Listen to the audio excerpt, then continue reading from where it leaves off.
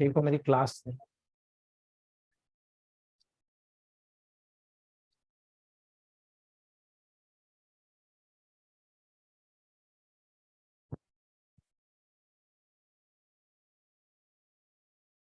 चलिए दोस्तों, हम लोग शुरू करते हैं। आज हम माइग्रेन को समझ लेते हैं। हो सकता है कि कुछ चेंजेस आपको देखने को मिले, कुछ परफेक्टनेस आपको देखने को मिले। उसके बाद हम लोग अगले सब्जेक्ट पे आते हैं। माइग्रेन जब भी पेशेंट में डेवलप होता है दोस्तों, तो हेड में सामान्यतः केवल एक साइड में पल्सेटिंग या सेंशनरी किसी को पेन होता है, जो सीवियर थ्रॉबिंग पेन को कॉज करता है। बिल्कुल एक जगह पर स्थिर रूप से लगातार सीवियर एक चुभने वाला दर्द डेवलप होता है, जिसके साथ न पेशेंट लाइट्स को अवेयर कर सकता है, न किसी साउंड को वहां पर परसीव कर सकता है, न किसी प्रकार की जो कुछ आवाज होती है साउंड को परसीव कर पाता है। तब दोस्तों इसके साथ में प्राय नौसिया, वॉमिटिंग, लाइट, साउंड के प्रति एक्सेसिव सेंसिटिविटी जब आपको देखने को मिलती है, आप माइग्रेन को समझते हो कि ये माइग्रेन है। माइग्रेन के अटैक के कारण घंटों से लेकर कई दिनों तक सिग्निफिकेंट पेन होता रहता है दोस्तों। ये डिपेंड करता है पेशेंट की इम्यूनिटी क्या है, पेशेंट किस वातावरण में डेवलप हो रहा है, किस वातावरण में रहता है, वो ठंड में रहता है, गर्म में रहता है, कैसे वातावरण में, घर का सामाजिक पहलू क्या है। तो माइग्रेन के अटैक के कारण जब उसको वहां पर सिम्टोमेटिक सिम्टम्स जब बहुत ज्यादा सीवियरिटी के साथ बाहर आते हैं दोस्तों, तो ऐसा जो सिम्टम होता है बहुत सीवियर होकर पेन उसे बहुत ज्यादा वीक बना देता है दोस्तों। यही कारण है वार्निंग सिम्टम वहां पर दोस्तों झोंके के रूप में आता है, एकदम झोंके के रूप में आ रहा है। यही कारण है हेडेक पहले या हेडेक के साथ उसमें इस प्रकार के टिपिकल सारे सिम्टम जो होते हैं आपको देखने को मिलते हैं। इसीलिए हेडेक के पहले या हेडेक के साथ में जब इस प्रकार के सिम्टम पाए जाएंगे, तो याद रखिएगा, लाइट के फ्लशेस, आपके आंखों के सामने लाइट के फ्लशेस दिखते हैं, आपको ऐसा लगता है ब्लाइंड स्पॉट हो गया, ऐसा लगता है आपको फेस के एक साइड पर कहीं ना कहीं टिंगलिंग होना, बिल्कुल जैसे सुन्नापन, झुंझुनी, नंबपन हो रहा है, और यहाँ पर हमारे आर्म्स या लेग्स में लगातार टिंगलिंग इफेक्ट आता है, यानी न्यूरोलॉजिकल वीकनेस के साथ में ये देखने को मिलता है। और इसी कारण से जब मेडिकेशन कुछ माइग्रेन को, जो माइग्रेन के लेवल को आप देखोगे, प्रिवेंट करने में बहुत मदद करता है। और उसी कारण से दोस्तों याद रखिएगा, उन्हें कम पेनफुल करता है। पेशेंट को अपने डॉक्टर द्वारा बताए गए लगभग सभी प्रकार के ट्रीटमेंट के ऑप्शन को डिस्कस करना चाहिए कि आप किस किस तरह से किस किस तरह के प्रोटोकॉल्स को वहां पर प्रोवाइड करना चाहते हो। यदि हमें रिलीफ तो प्राप्त ना हो सके तो आप हर प्रकार का प्रोटोकॉल वहां पर यूज कर सकते हो। इसीलिए मैंने डिफरेंट प्रोटोकॉल्स आपको बताया है दोस्तों। जब आप राइट मेडिसिन का सिलेक्शन करते हैं और स्वयं के द्वारा कंबाइन की हुई रेमेडीज के साथ आप थोड़ा सा लाइफस्टाइल चेंजेस उसको करा देते हैं, तो माइग्रेन के ट्रीटमेंट में 100% मदद मिल जाती है और पेशेंट वहां पर फ्रीक्वेंटली कलेक्ट होता है, बिल्कुल करेक्ट हो जाता है दोस्तों। तो माइग्रेन के माध्यम से यदि कारण नहीं समझ में आते हैं दोस्तों, तो उसमें जेनेटिक्स, एनवायरमेंटल फैक्टर उसमें अपना रोल अदा करता है। इसीलिए माइग्रेन जब भी आता है ब्रेन स्टेम में, ये जो बैक साइड में ब्रेन स्टेम में चेंजेस के द्वारा कास्ड होता है। यानी जब आप सेंट्रल नर्वस सिस्टम आगे पढ़ने वाले हैं, आपको समझ में आएगा ब्रेन स्टेम का पार्ट क्या है, उसका लीगल एक्शन क्या होता है दोस्तों। जब वहां पर ट्राइजेमिनल नर्व जो एक मेजर पेन पाथवे होता है दोस्तों, जब उसमें इंटरेक्शन करता है, तो आपको ये सारी चीजें देखने को मिलती है। यानी ब्रेन केमिकल्स में इम्बेलेंस होने पर सीरोटोनिन के साथ में, जो कि हमारे नर्वस सिस्टम में पेन को रेगुलेट करने में मदद करता है दोस्तों, वो भी इसमें इन्वॉल्व हो जाता है।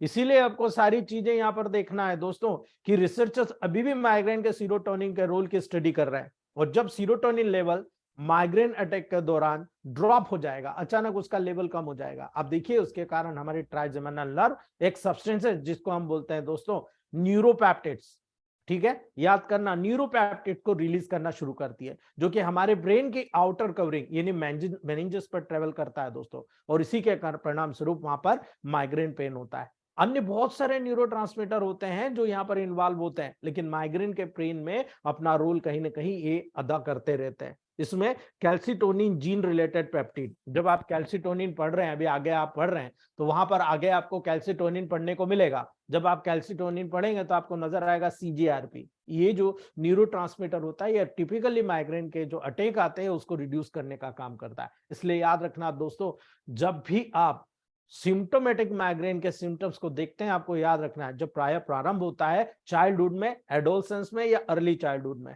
तो आपको याद रखना है माइल्ड जो माइग्रेशन होता है, जो माइग्रेन डेवलप होता है 4 स्टेजेस के माध्यम से प्रोग्रेस करता है। इसलिए जब प्रारंभिक लक्षण आप देखोगे, आपको वहां पर प्रोड्रोम लक्षण देखने को मिलता है, ओरा देखने को मिलता है, हेडेक देखने को मिलता है, पोस्टड्रोम, ये टोटल 4। सबसे पहले प्रोड्रोम, दूसरा ओरा, तीसरा हेडेक, चौथा पोस्ट्रोम। और हम सभी स्टेजेस को एक्सपीरियंस नहीं कर पाते हैं दोस्तों।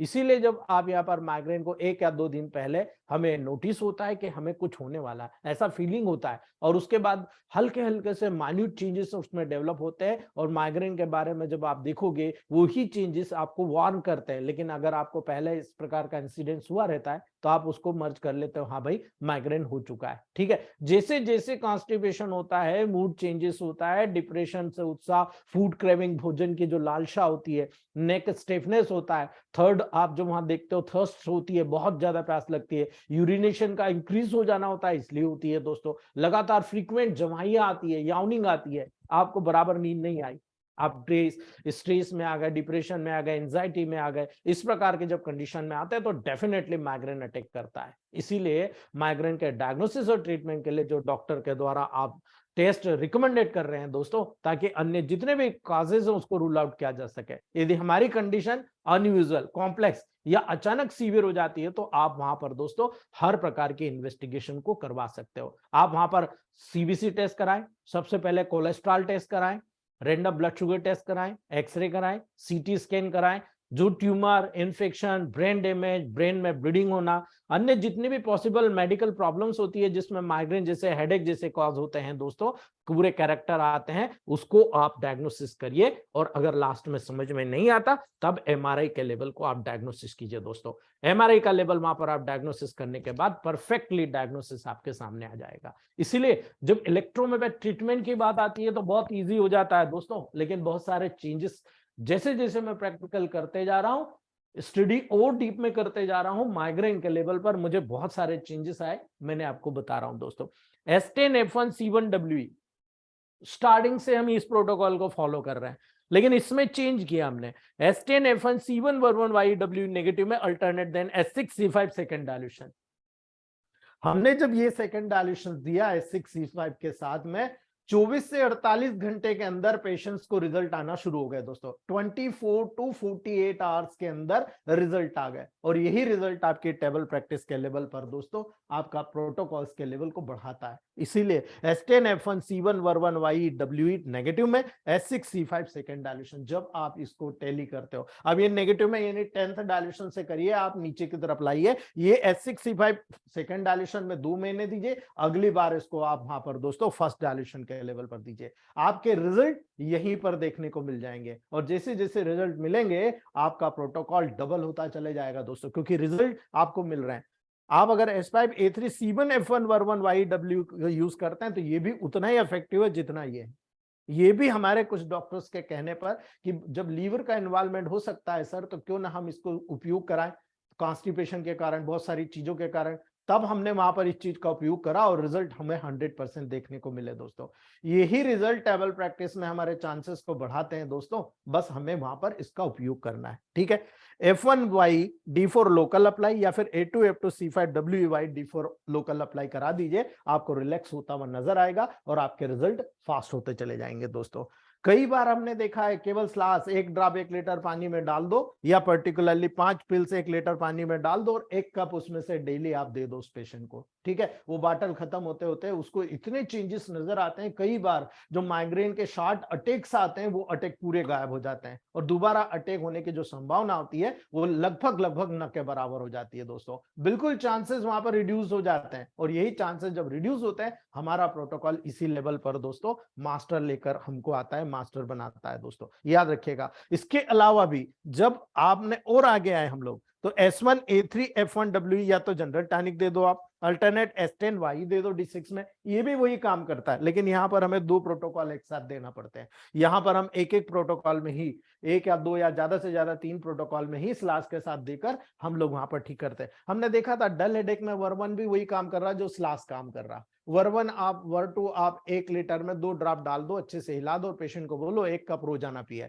ठीक है। 1 कप रोजाना पीता है तो देखते हैं कुछ समय के अंतर्गत दोस्तों उसको रिलीफ हो जाता है, जितने भी डल हेडेक होते हैं वो सबसाइड हो जाते हैं। इसीलिए माइग्रेन का ये रोल आज आपको मैंने बता दिया, हो सकता है आपको मैंने पहले भी बताया हो, कोई दिक्कत नहीं दोस्तों, ठीक है।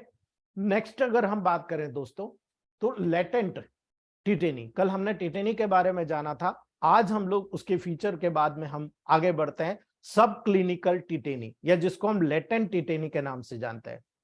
जो लेटेंट टिटेनी होती है दोस्तों, उसको ही हम सब क्लिनिकल टिटेनी के नाम से भी जानते हैं। यानी टेबल प्रैक्टिस में आपको सबसे ज्यादा जो टिटेनी के केसेस मिलेंगे ना, वो सब क्लिनिकल लेवल पर ही मिलेंगे। ये एक न्यूरोमस्कुलर हाइपर एक्साइटेबिलिटी होती है दोस्तों, बहुत ज्यादा न्यूरो एक्साइटेबल हाइपर एक्साइटेबिलिटी के रूप में ये आपके सामने आता है। यानी जो हाइपोकैल्शियमिया के कारण हो रहा है दोस्तों, याद रखना, हाइपोकैल्शियमिया के लिए वहां पर न्यूरोमस्कुलर हाइपर एक्साइटेबिलिटी जब नजर आएगी, डेफिनेटली टिटेनस की जो स्पेशल टिटेनी के जो ऑनसेट है उसके पहले डेवलप होते हुए नजर आएगा। जैसे टिटेनी का लेवल आप देखोगे, उसी के ऑनसेट पर हाइपोकैल्सीमिया आपको देखने को आता है। आप वो सबसे ज्यादा कहां देखने को मिल रहा है, आप सिंपल समझ रहे हो, हैंड में देखने को मिल रहा है, फीट में देखने को मिल रहा है। आप देखो बहुत ही पेनफुल क्रैम्प्स आते हैं। जनरल पूरी बॉडी में जनरल वीकनेस के द्वारा कैरेक्टराइज होता है, और यही कारण है हाइपर एक्साइटेबिलिटी वहां पर बहुत कॉमन रूप से आपको देखने को मिलेगी। और जब हाइपर एक्साइटेबिलिटी देखने को मिलती है इस पेशेंट में, कुछ साइंस के द्वारा आप डिटेक्ट कर सकते हो कि ये नॉर्मल पर्सन में कभी भी अपीयर नहीं होती। मैंने आपको बताया था, इस प्रकार से जो फ्लेक्शन होता है हाथ का, और इस प्रकार से पर्टिकुलर वो एरिया हो जाता है, वो पूरा वहां पर डेवलप होता है, जिसको हम बोलते हैं ट्रास्यूस साइन। ठीक है, इसको हम बोलते हैं ट्रास्यूस साइन। ट्रास्यूस साइन हैंड का स्पाज्म होता है दोस्तों, आपके हाथ में सबसे पहले स्पाज्म होता है। ये लोअर आर्म और हेड के स्पेशली ब्लड फ्लो को अरेस्टिंग करने के 3 मिनट के बाद डेवलप होता है। यानी आप अगर टेबल प्रैक्टिस में इस चीज को देखना चाहते हो कि भाई ये कैसे आएगा, टिटेनी का साइन कैसे आएगा, एक पेशेंट को आप यहाँ पर जो आप ब्लड प्रेशर नापते हो उसका बैंडेज कर दीजिए, आप यहाँ पर वो बांध दीजिए, जो उसका कफ आता है उसको बांध दीजिए। ठीक है, और आप 3 मिनट के बाद वहां पर देखिए, 3 मिनट तक आप उसको बांधे रहने दीजिए। देखिए ब्लड फ्लो लोअर आर्म का और हैंड का ब्लड प्रेशर काफ के द्वारा अरेस्ट कर लिया जाता है। और जब वहां से पूर्ण रूप से ब्लड यहां से पूरा अरेस्ट हो गया, इधर आ गया, जितना आ गया इधर वापस नहीं गया, तो आप देखिए 20 mmHg से अबव जो पेशेंट के सिस्टोलिक प्रेशर होता है उससे ऊपर होता है दोस्तों। और यही कारण है तुरंत वहां पर ट्रासूस साइन होता है। इस प्रकार से आपका जो हाथ होता है वो फ्लेक्स्ड हो जाता है, पूरा एकदम मुड़ जाएगा, और फ्लेक्स्ड होने के साथ साथ अंगूठा अंदर की तरफ चला जाएगा, और आपकी उंगलियां इस प्रकार से दोस्तों आगे पीछे होकर इस प्रकार से खिंचाने शुरू हो जाएगी। इसको बोलते हैं ट्रासूस साइन, जो कि आपके सब क्लिनिकल टिटेनी यानी लेटेंट टिटेनी के लेवल पर आपको कॉमन रूप से देखने को मिलता है। जब ये चीजें आपको टेबल प्रैक्टिस में दिखने को मिलेगी, तभी आपका डायग्नोसिस कंफर्म होगा कि हाँ भाई ये लेटेंट टिटेनी या सब क्लिनिकल टिटेनी क्या होता है नॉर्मल दोस्तों। दूसरा यहाँ पर चोटेक्स साइन, CHVOSTECKS, चोटेक्स टाइम जो साइन आपको नजर आएगा दोस्तों, ये फेशियल मसल के ट्विस्ट के साइन को कहते हैं। यानी यहाँ पर जो फेशियल मसल होता है उसका बार बार इस प्रकार से ट्विचिंग सेंसेशन आपको देखने को मिलता है। और ईयर के इनफ्रंट में आप जब यहाँ फेशियल मसल से जाएंगे तो ईयर के इनफ्रंट में जाएंगे, फेशियल नर्व के ऊपर दोस्तों जेंटल टैप के द्वारा कास्ड होता है। आप यहाँ पर सिंपल जेंटल टैप कॉज कर दीजिए, ये फेशियल नर्व की हाइपर एक्साइटेबिलिटी के द्वारा दोस्तों कास्ड होता है। और ये हाइपर एक्साइटेबिलिटी जब यहाँ पर कास्ड होगी तो याद रखिएगा दोस्तों, तुरंत आपको साइन ट्विचिंग, यानी आपके फेशियल मसल्स में एकदम ऐसा लगेगा जैसे कुछ चल रहा है, और वो ट्विचिंग साइंस के रूप में आपको यहाँ पर देखने को मिल जाएगा। तीसरा होता है अर्व साइन दोस्तों, स्केलेटल मसल की हाइपर एक्साइटेबिलिटी प्राय इलेक्ट्रिकल, जितने भी माइल्ड इलेक्ट्रिकल सिम्टम होते हैं उनके लेवल पर जब आएगी दोस्तों, उसको हम अर्व साइंस कहते हैं। और ये अर्व साइंस वहां पर टिपिकली देखने को मिलता है। इसे इसके अलावा अर्व वेस्टेफल साइंस के नाम से भी जाना जाता है। याद रखना दोस्तों, इसके अलावा इसे अर्व वेस्टेफल साइंस के रूप में भी जाना जाता है, और जो लीगली ये देखने को मिलता है। लेकिन आप जब टेबल प्रैक्टिस में बैठोगे, आपके पास जब पेशेंट आएगा, तब इन साइंस से काफी उड़ के, मतलब ये साइंस बार बार आ चुके होंगे और सबसाइड हो चुके होंगे, और तब आपके पास आता है। तब आप यही मत सोच लेना कि यार ये इसको साइन तो आ ही नहीं रहे, ये तो बोल ही नहीं रहा। लेकिन जब आप उससे पूछोगे कि भाई आपको पहले कभी ऐसा हुआ था, तो पेशेंट उस चीज को नहीं बताएगा आपको, लेकिन आपको पूछना पड़ेगा उसको, और पूछना पड़ेगा, आप उसको बताना पड़ेगा कि हाँ भाई ये इस प्रकार का साइंस आपको पहले भी आया था, और उसी के अकॉर्डिंग आपको टेबल प्रैक्टिस में ये देखने को मिलेगा दोस्तों। इसीलिए आपको याद रखना है, सारे सिम्टम जब आते हैं इसी के अकॉर्डिंग आपको साइंस देखने को मिलेंगे।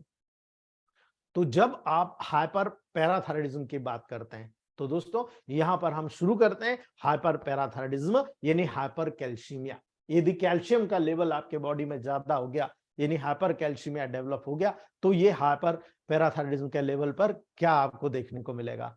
जब पैराथार्मोन का हाइपर सीक्रेशन होता है दोस्तों, उसको हम हाइपर पैराथायराइडिज्म कहते हैं। याद रखना, पैराथार्मोन जब ज्यादा क्वांटिटी में हाइपर सीक्रेट होगा तो उसे हम हाइपर पैराथायरिज्म कहते हैं, और ये हाइपर कैल्सीमिया में रिजल्ट होता है, क्योंकि पैराथार्मोन ज्यादा आ रहा है मतलब कैल्शियम का लेवल आप देखो बहुत ज्यादा क्वांटिटी में आपके ब्लड के लेवल पर देखने को मिलेगा। और यही कारण है जब हाइपर पैराथायरिज्म देखने को मिलता है 3 प्रकार का होता है दोस्तों, याद रख लेना आप, हाइपर पैराथायरिज्म 3 प्रकार का होगा, ठीक है। और जब 3 प्रकार का होगा तो उसका प्राइमरी जब आप यहाँ पर देखोगे तो प्राइमरी लेवल जब आप देखते हो दोस्तों तो पैराथार्मोन का जो ये हाइपर पैराथायरिज्म नजर आ रहा है, पहला जो प्राइमरी हाइपर पैराथायरिज्म के लेवल पर आएगा, एक या ज्यादा पैराथायरॉइड ग्लैंड में ट्यूमर के डेवलपमेंट के कारण आता है। यानी जो बैक साइड में अपर और लोअर टोटल 4 पैराथायरॉइड ग्लैंड हुई, एक या एक से ज्यादा, वहां पर जब पैराथायरॉइड ग्लैंड में किसी भी प्रकार का ट्यूमर या इनलार्जमेंट हो गया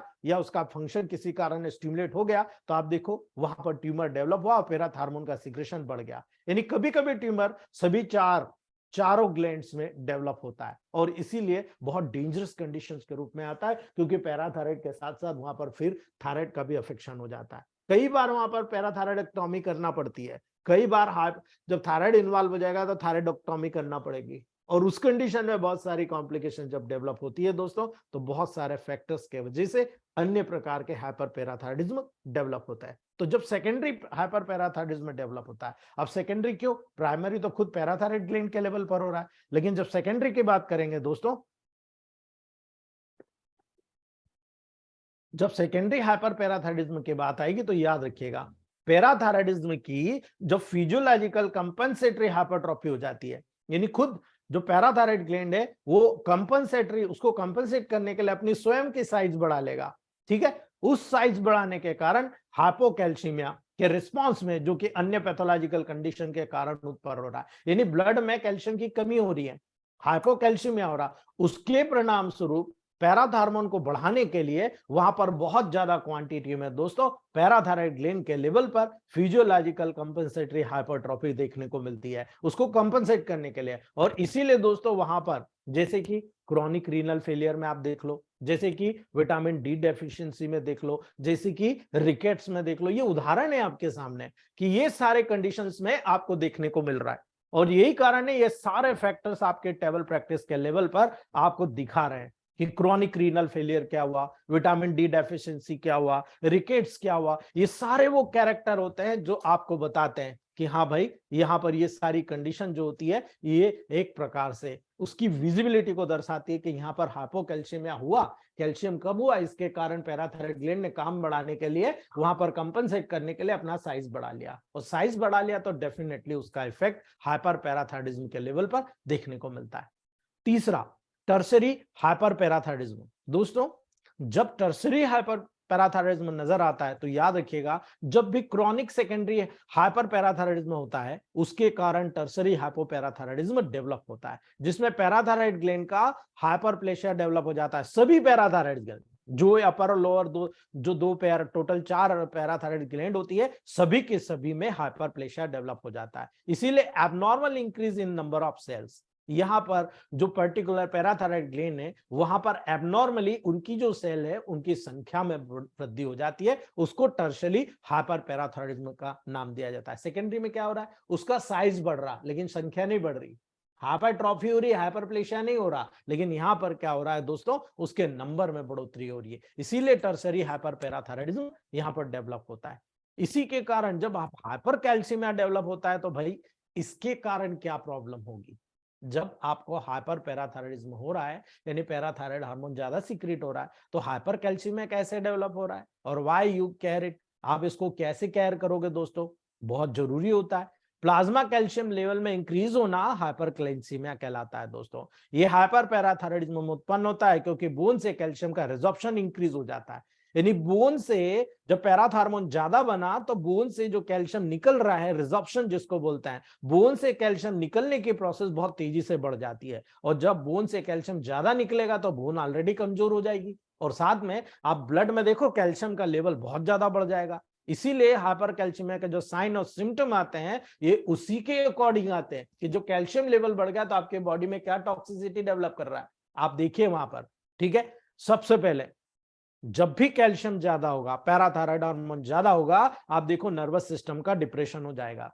ठीक है, आप जब यहां पर टिपिकली देखेंगे पूर्ण रूप से नर्वस सिस्टम का डिप्रेशन हो जाता है दोस्तों। ठीक है, और जब नर्वस सिस्टम का डिप्रेशन होगा, इसी के कारण दोस्तों आप देखिए वहां पर हाइपर कैल्सीमिया डेवलप होते हुए नजर आ रहा है। तो आपको सबसे पहला साइन ये नजर आएगा। ठीक है, आपका नर्वस सिस्टम काम कम करना शुरू कर देगा। आपको ऐसा लगेगा कि मेरा यहाँ शरीर में कैल्शियम भी ज्यादा है, पर ये हो क्या रहा है। अब देखो पूरा नर्वस सिस्टम का फंक्शन जो रिड्यूस हो जाएगा। अब आपको पता है मसल्स में कैल्शियम होता है। ठीक है, वहां मसल्स में कैल्शियम होता है और कैल्शियम होगा तो मसल्स की स्ट्रेंथ होगी, लेकिन कैल्शियम ज्यादा हो जाएगा तो क्या होगा? ठीक है, हार्डनेस आएगी ना। अब हार्डनेस आएगी, अब देखो वहां पर क्या होगा, बोन का एक्स्ट्रा डिपोजिशन होगा, यानी बोन के लेवल पर कैल्शियम इधर उधर बाहर के साइड देखो ऑस्टियोफाइट्स का निर्माण करेगा। और जब ऐसा होगा नर्वस सिस्टम काम कैसे करेगा?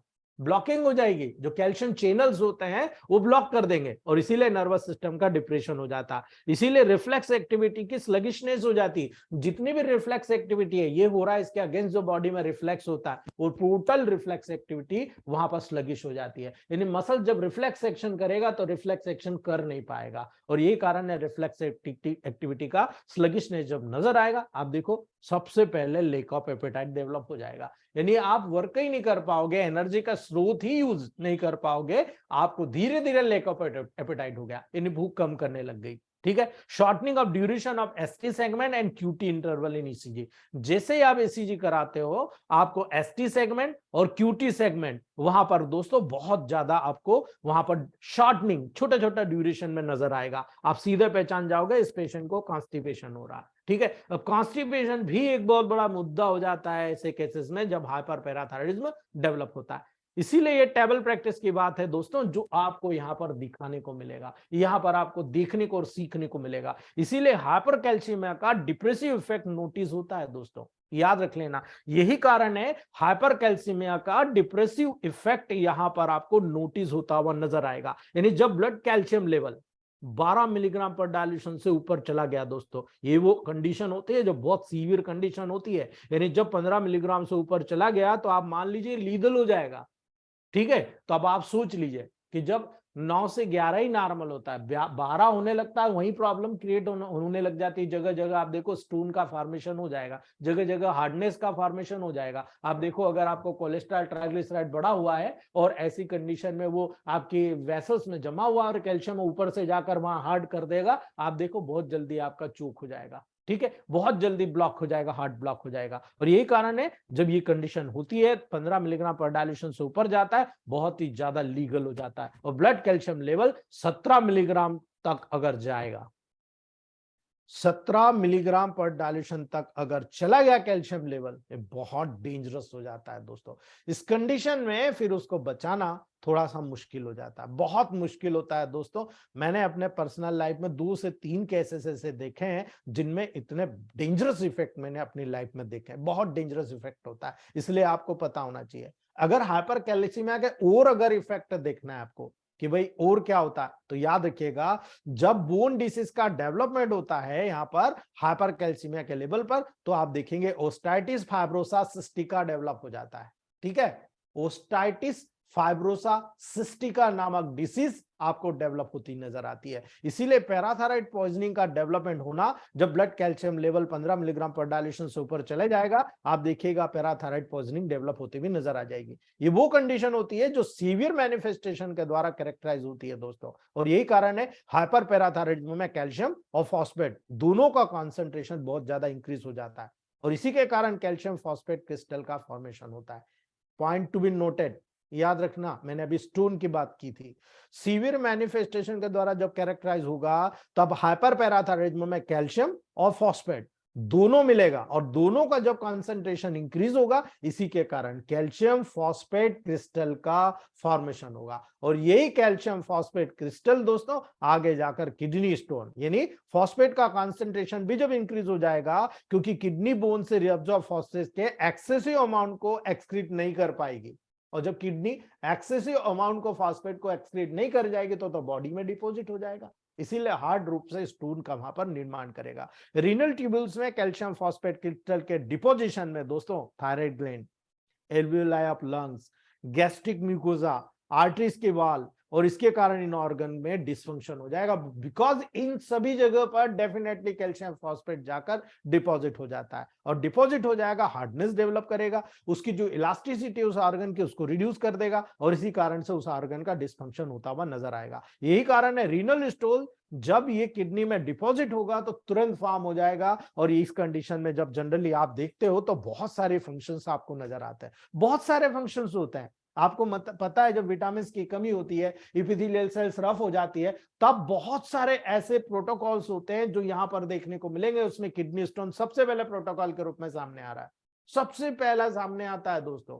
इसीलिए डेफिनेटली आपको वहां पर दोस्तों सारे के सारे सिम्टम इसी पूरे प्रोसेस के अंतर्गत देखने को मिल रहे हैं, और यही कारण है जब आप टेबल प्रैक्टिस में जाएंगे तो आपको ये सारे सिम्टम पता होना चाहिए। अगर आपको पता नहीं होंगे तो आप कितना भी कोशिश कर लो दोस्तों, आप वहां पर प्रोग्रेस नहीं कर पाओगे। आज आपको पता चल गया कि किस कारण से हो रहा, आप उस कारण को नॉर्मल कर दो, आपको देखने को मिल जाएगा कि आपको क्या करना है, बहुत ईजी काम हो जाएगा दोस्तों।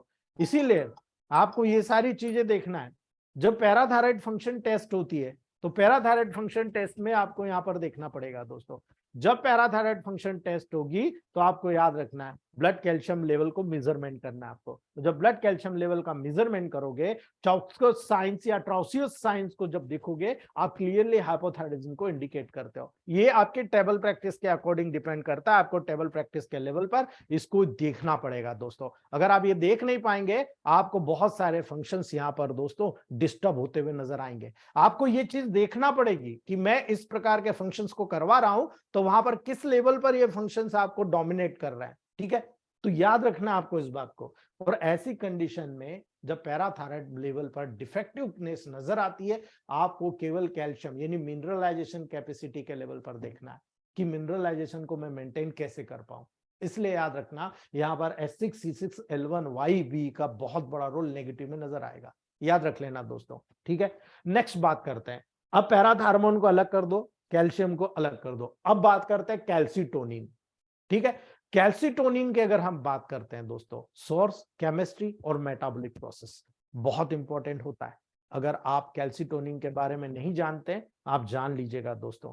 अगर जान लेंगे तो बहुत सारे छोटे छोटे डिसीजेस जो बहुत बड़े रूप में आपके सामने आती है, वो बहुत छोटे से प्रोटोकॉल में बहुत छोटे से पैमाने पर निकल जाएगी। अगर मेरी बात में दम है तो कैल्सीटोनिन सुनने के बाद आप मुझे बताइएगा दोस्तों। थायराइड ग्लैंड में फॉलिकल्स के बीच में सिचुएटेड क्लियर सेल्स जो सी सेल्स के नाम से जानी जाती है, ये पैराफॉलिकुलर सेल्स को हम कैल्सीटोनिन सीक्रेट करते हुए देखते हैं। यानी जो ये पैराफॉलिकुलर सेल्स होती है, ये कैल्सीटोनिन को यहां पर लगातार सीक्रेट करती है। और यही दोस्तों प्रैक्टिकली जब आप टेबल प्रैक्टिस में देखोगे, लोअर एनिमल्स में जितने भी लोअर एनिमल्स होंगे उनमें पैराफॉलिकुलर सेल्स आप अल्टीमोब्रोकियल ग्लैंड्स में डेराइव्ड होती है दोस्तों। यानी वहां पर जितनी भी अल्टीमोब्रोकियल ग्लैंड्स उनकी होती है, छोटी छोटी ग्लैंड्स होती है, बारीक एक स्पेशल कैरेक्टर की होती है, वहां पर डेराइव्ड होती है। ये फिफ्थ फेरेंजियल पाउचेस से डेवलप होता है। ह्यूमन बींग्स में जो अल्टीमोब्रोंकियल ग्लैंड्स और फिफ्थ फेरेंजियल पाउचेस रूडिमेंट्री होते हैं दोस्तों, हमारे शरीर में नहीं होते, याद रख लेना आप दोस्तों। यही कारण है जब इनकी सेल्स वहां पर इनकॉर्पोरेटेड होती है, यानी फोर्थ फेरेंजियल पाउचेस के साथ और थायराइड ग्लैंड के फॉलिकल के बीच में, वहां पर थोड़ा थोड़ा थोड़ा करके डिस्ट्रीब्यूट हो जाती है और उस डिस्ट्रीब्यूशन के माध्यम से अपना वर्क करती है। लेकिन जो साइंटिस्ट ये कह रहे हैं कि ह्यूमन बींग्स में कैल्सीटोनिन नहीं पाया जाता है, अभी उन्होंने धीरे धीरे इसका डायग्नोस करना शुरू किया, फर्दर इन्वेस्टिगेशन करा, तब उन्होंने देखा रिसेंटली कैल्सीटोनिन ब्रेन, प्रोस्टेट और लंग्स की ब्रोंकियल सेल्स में भी पाया गया। तब ये प्रूफ हुआ कि हाँ भाई कैल्सीटोनिन बहुत इंपॉर्टेंट है, ब्रेन में है, प्रोस्टेट में है, लंग्स की ब्रोंकियल सेल्स में पाया जा रहा है। तो कैल्सीटोनिन का physiological role non thyroid tissue से अभी तक ज्ञात नहीं हो पाया। जितने भी नॉन थायराइड टिश्यू है जहां पर जो ग्लैंड्स से बाहर यहां पर सीक्रेशन हो रहा है, उनका यहां पर क्या लेना देना है अभी तक क्लियर नहीं हुआ दोस्तों। उसको क्लियर करने की जरूरत है, जो हम यहाँ आगे क्लियर करेंगे। जब आप कैल्सीटोनिन को देख रहे हो भाई, इसकी केमिस्ट्री देखो, इसको सिंथेसिस देखो कहां बन रहा है, तो उस चीज को आपको देखना है। कैल्सीटोनिन एक पॉलीपेप्टाइड चेन होती है जिसमें आपको 32 अमीनो एसिड्स पाए जाते हुए नजर आएंगे। इसका मॉलिक्यूलर वेट 3400 के आसपास होता है और ये स्पेशली याद रखिएगा प्रो कैल्सीटोनिन से सिंथेसाइज्ड होता है। अब जो प्रो कैल्सीटोनिन से सिंथेसाइज्ड हो रहा तो इसका फंक्शन भी उसी के अनुसार काम करेगा दोस्तों, ठीक है। अब जिस फंक्शन के अकॉर्डिंग ये काम करेगा तो आपको रिजल्ट भी उसी के अकॉर्डिंग आपको देखने को मिलेगा दोस्तों। यानी कैसे दोस्तों, कैल्सिटोनिन का प्लाज्मा लेवल और हाफ लाइफ क्या होती है, ये बहुत इंपॉर्टेंट है। 1 से 2 नैनोग्राम होता है, बहुत न के बराबर। ठीक है, कैल्सिटोनिन का प्लाज्मा लेवल 1 to 2 नैनोग्राम पर लीटर होता है और इसकी हाफ लाइफ 5 से 10 मिनट होती है, ओनली 5 to 10 मिनट्स।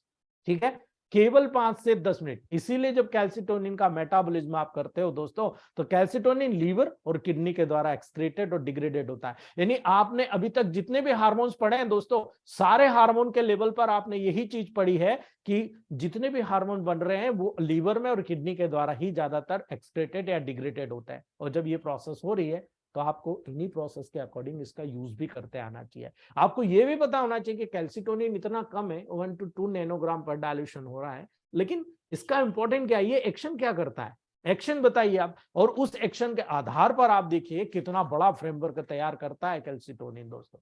ठीक है, कैसे, जब ब्लड कैल्शियम लेवल पर इसकी एक्शन देखोगे तो आपको याद रखना कैल्सिटोनिन करता क्या है, कैल्सिटोनिन ब्लड कैल्शियम लेवल को कंट्रोल करने में एक इंपॉर्टेंट रोल प्ले करता है।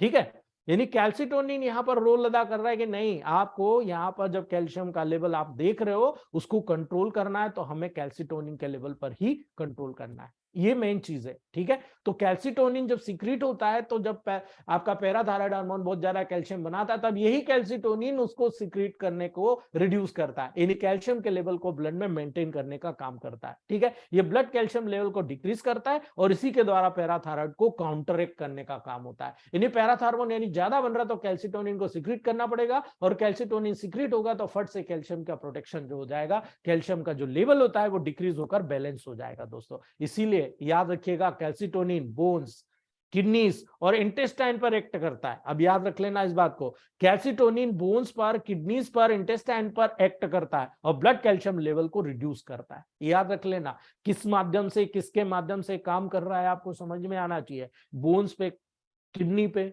इंटेस्टाइन पर एक्ट करता है कैल्सिटोनिन, क्लियरली इंडिकेशन बता दिया, और इसी कारण ब्लड कैल्शियम लेवल को रिड्यूस करता है दोस्तों। चलिए ठीक है, मान लिया, बताइए कैसे काम करता है। बोन पर आइए, कैल्सिटोनिन क्या करता है, ओस्टियोब्लास्टिक एक्टिविटी को स्टिमुलेट करता है और बोन पर कैल्शियम के डिपोजिशन को फैसिलिटेट करता है दोस्तों। ठीक है, अब आपने एक तरफ देखा कि भाई यहां पर बोन की रिजॉर्प्शन कैपेसिटी जनरेट हो रही है, एक तरफ आप देख रहे हो ओस्टियोब्लास्टिक एक्टिविटी है। तो ओस्टियोब्लास्टिक एक्टिविटी क्या होती है, ओस्टियोब्लास्टिक एक्टिविटी, ओस्टियोक्लास्टिक का मतलब होता है बोन से कैल्शियम निकलकर ब्लड में कैल्शियम लेवल को मेंटेन करना जब कैल्शियम कम होता है तो। ठीक है, पहली बात। दूसरी बात, जब ओस्टियोब्लास्टिक एक्टिविटी होती है तो ओस्टियोब्लास्ट जो होती है कैल्शियम को बोन में डिपॉजिट करने का काम करती है। इसीलिए दोस्तों कैल्सिटोनिन ओस्टियोब्लास्टिक एक्टिविटी को स्टिमुलेट करता है और बोन्स पर कैल्शियम के डिपोजिशन को फैसिलिटेट कराने का काम करता है। उसी समय ये ओस्टियोक्लास्ट की एक्टिविटी को भी सप्रेस करता है, यानी जितनी भी ओस्टियोक्लास्टिक एक्टिविटी होती है उसको सप्रेस करने का काम कर रहा है। ठीक है, अब जब ओस्टियोक्लास्टिक एक्टिविटी को सप्रेस करेगा तो क्या होगा आपको पता है दोस्तों, यानी वहां पर जो बोन से कैल्शियम का निकलना हो रहा है उसको भी रोक देगा, और यही कारण है बोन से कैल्शियम के रिजॉर्प्शन को इनहिबिट कर देता है। ठीक है, बोन से कैल्शियम जो घुलकर वहां ब्लड में जा रहा है उसको भी सप्रेस कर देता है, और यही कारण ये बोन में न्यू ऑस्टियोक्लास्ट के डेवलपमेंट को प्राय इनहिबिट कर देता है। ठीक है, और यही कारण है बोन्स में नया ऑस्टियोक्लास्ट अगर बन गया तो ऑस्टियोक्लास्ट बनेगा तो क्या करेगा, वो बोन में से फिर कैल्शियम को रिजॉर्व करके ब्लड में डालेगा, इसलिए उसको भी वहां पर उसके डेवलपमेंट को प्राय इनहिबिट कर देता है। अब आप सोच लीजिए, इतनी छोटी सी बात है कैल्सिटोनिन के लेवल पर, लेकिन कितना इंपॉर्टेंट है आप समझ जाते हो। ठीक है, अगर आप समझ जाते हो तो ये किस श्रेणी में आता है, बोन मिनरलाइजेशन की श्रेणी में आता है। आप मिनरलाइजेशन कैपेसिटी को बैलेंस कर रहे हो, मतलब आप इस पूरे फंक्शन को यहां पर बैलेंस करने का काम कर रहे हो। अगर ये चीज आपको समझ में आ गई तो फिर कुछ बचा नहीं है दोस्तों, सारी चीजें आपको क्लियर हो जाएगी। ठीक है, इसीलिए आपको ये बेसिक चीज यहां पर आपको याद रखना है दोस्तों। दूसरी बात, अगर ये चीज आपने बोन के लेवल पर समझ ली तो किडनी के लेवल पर भी आ जाओ आप।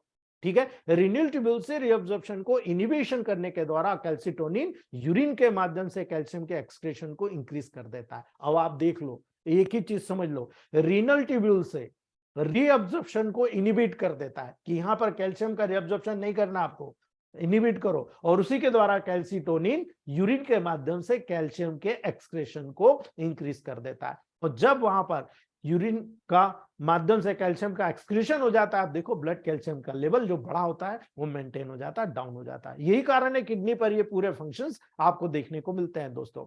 ठीक है, दूसरा, तीसरी बात, इंटेस्टाइन से कैसे करेगा? कैल्सिटोनिन कैल्शियम के एब्जॉर्प्शन को प्रिवेंट कर देगा। इंटेस्टाइन से कैल्शियम के एब्जॉर्प्शन को प्रिवेंट कर देता है और इसी कारण इंटेस्टाइन से वहां पर आप देखोगे ब्लड में कैल्शियम जाता ही नहीं है और जाएगा नहीं, तो इसीलिए तो ये फंक्शंस आपको देखने को मिलेगा। ठीक है, और यही कारण है, आपको जब एक प्रोसेस समझ में आई तो आपको याद रखना है मिनरलाइजेशन कैपेसिटी में इंटेस्टाइन भी इन्वॉल्व है, बोन भी इन्वॉल्व है और आपका अगर आप देख रहे हो ब्लड भी इन्वॉल्व है। इसीलिए सारे फैक्टर आपको यहां पर साथ में लेकर चलना पड़ेंगे, तब जाकर कैल्शियम को बढ़ा भी सकते हो, घटा भी सकते हो। ठीक है, तो कैल्सिटोनिन ब्लड में कैल्शियम के लेवल को मेंटेन करने का काम करता है, याद रख लेना इस बात को। इसीलिए S6C6L1YB का रोल जो होता है ना, आपको यहां पर देखने को मिल जाएगा, सॉलिडली यहां पर रिजल्ट आपको दिखाएगा दोस्तों। ठीक है, दूसरी बात, जब आप यहां पर दूसरा फंक्शन देखते हैं, पहले आपने ब्लड कैल्शियम लेवल पर देखा, आज हम दूसरे बात करते हैं ब्लड फॉस्फेट लेवल पर।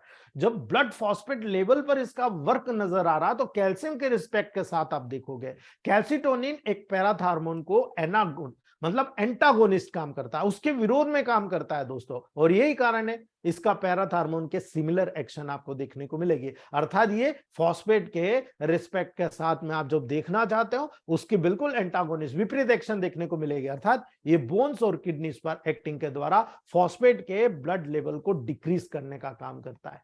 ठीक है, ये बोन पे काम करेगा, किडनी पे काम करेगा। जब ये कैल्शियम को ही बैलेंस कर रहा है तो फॉस्फेट को भी बैलेंस करेगा, अर्थात ब्लड में फॉस्फेट का लेवल जो बढ़ा हुआ है उसको ऑलमोस्ट डिक्रीज करने का काम करता है। इसीलिए फॉस्फेट का जो ब्लड लेवल होता है उसको डिक्रीज कर देता है कैल्सिटोनिन, और इसीलिए सारे फंक्शंस वहां पर नॉर्मली प्रोटेक्ट होते हैं दोस्तों। दूसरी बात, जब ये बोन्स पे, अब वही चीज मैं आपको बताना चाहता हूं, जब ये बोन पे काम करेगा तो कैल्सिटोनिन बोन से फॉस्फेट के रिजॉर्प्शन को इनिबिट कर देता है और फॉस्फेट का बोन्स पर डिपोजिशन को स्टिमुलेट करता है।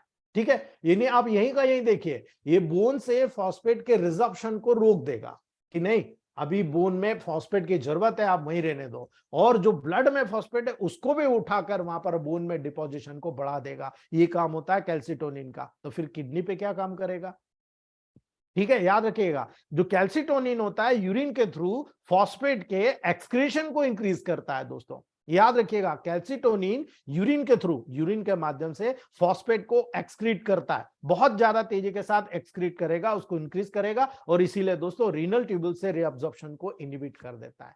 ठीक है, याद रखिएगा, रीनल ट्यूब्यूल से फॉस्फेट के रीअब्जॉर्प्शन को इनहिबिट कर देता है कि नहीं आप जाने दीजिए, इसको एक्सक्रीट कर दीजिए, और यही कारण है दोस्तों रीनल ट्यूब्यूल से जब रीअब्जॉर्प्शन बंद हुआ फॉस्फेट यूरिन में पास आउट हो गया। यही कारण है दोस्तों कि आपको केवल इतना जानना है कि जब इतना इंपॉर्टेंट फंक्शन कर रहा है, why we are regulate calcitonin secretion, हम इस कैल्सिटोनिन सिक्रेशन को कैसे रेगुलेट करें। अगर हमने रेगुलेट करना सीख लिया तो हमारा पूरा फंक्शन हमारे हाथ में आ जाएगा, हम उसको बहुत आसानी के साथ दोस्तों वहां पर क्लियर कर जाएंगे। और आसानी के साथ क्लियर करेंगे तो कैसे?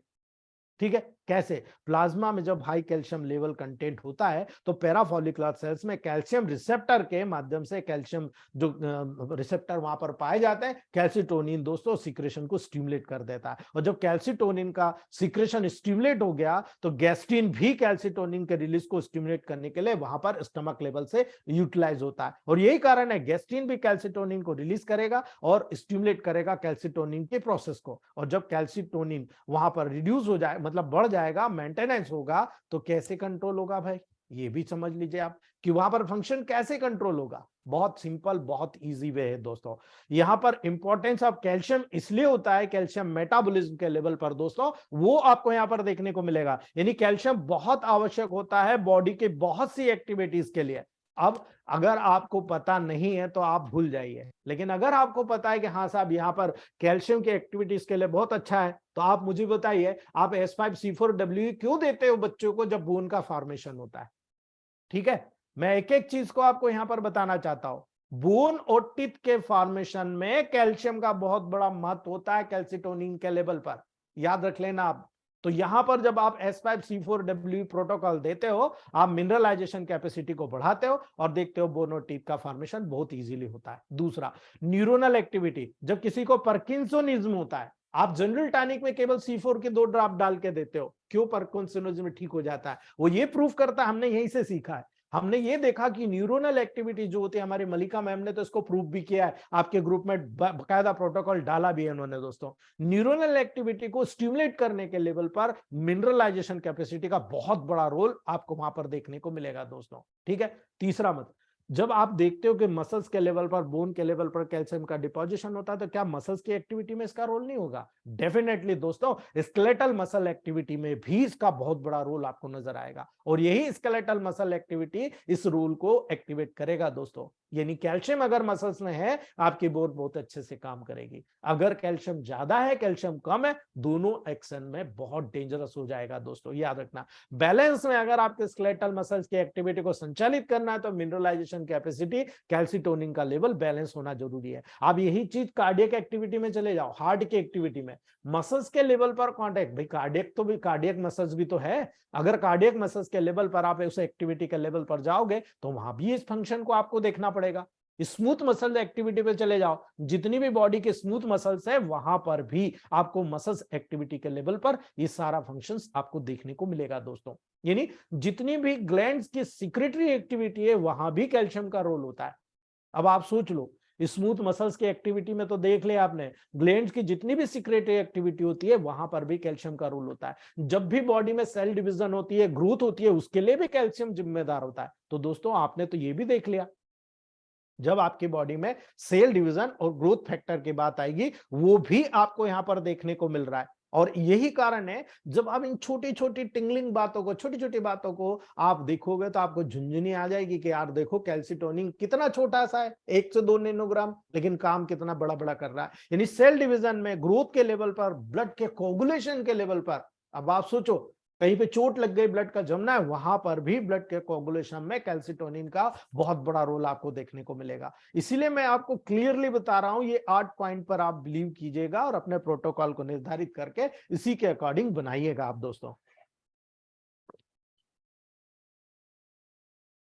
जब आप नॉर्मल वैल्यू की बात करते हो, नॉर्मल यंग हेल्दी एडल्ट में बॉडी में लगभग 1100 ग्राम कैल्शियम होता है। ठीक है, 1100 यानी 1100 ग्राम कैल्शियम होता है, और पूरी बॉडी का कितना होता है? 1.5%। ठीक है, ये 1.5% पूरी बॉडी वेट को फॉर्म करता है। 99% कैल्शियम केवल बोन में प्रेजेंट होता है, और बाकी का बचा प्लाज्मा, टीथ और अलग अलग जगह पर जहां पर हल्की सी हार्डनेस होती है, वहां पर प्रेजेंट रहता है, मसल्स में प्रेजेंट रहता है। इसीलिए दोस्तों, जब इन छोटी छोटी बातों को आप स्टडी करते हो, नॉर्मल ब्लड कैल्शियम की लेवल की रेंज, इसीलिए हम 9 to 11 मिलीग्राम पर डायल्यूशन के लेवल पर बोलते हैं कि आपकी बॉडी में 9 to 11 मिलीग्राम पर डायल्यूशन के बीच में कैल्शियम लेवल प्रेजेंट रहता है। अगर ये सारी चीजें आपके सामने आ गई है, तो आपको बहुत अच्छे से समझना है, लेकिन ये भी समझना है, भाई कैल्शियम कोई एक जैसा तो आता नहीं है। कैल्शियम मैक्सिमम 3 टाइप का आप देखते हैं दोस्तों। कैल्शियम हमारी बॉडी में, प्लाज्मा में 3 फॉर्म में प्रेजेंट रहता है, और ये 3 फॉर्म में प्रेजेंट रहने के कारण ही इसका फंक्शंस भी आपको अलग अलग देखने को मिलेगा दोस्तों। प्लाज्मा में जो आयोडाइज, या सिंपल सा बोले आयोनाइज्ड या डिफ्यूजिबल कैल्शियम होता है, आयोनाइज्ड या डिफ्यूजल मतलब घुला हुआ, ये कैल्शियम लेवल होता है। और प्लाज्मा में ये फ्रीली पाया जाता है, पूरे प्लाज्मा में देखोगे ये फ्रीली पाया जाता है, और लगभग 50% प्लाज्मा कैल्शियम को फॉर्म करता है।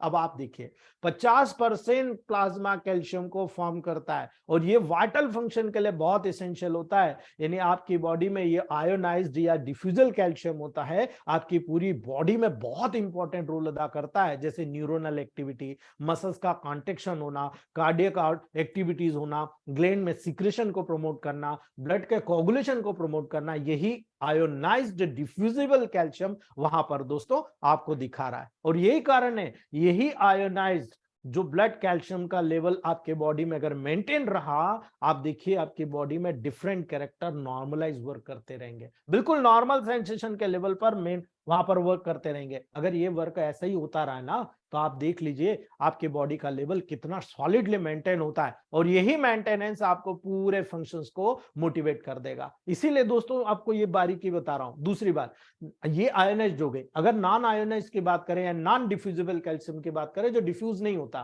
तो दोस्तों नॉन आयोनिक फॉर्म में प्रेजेंट रहता है, जैसे कैल्शियम कार्बोनेट।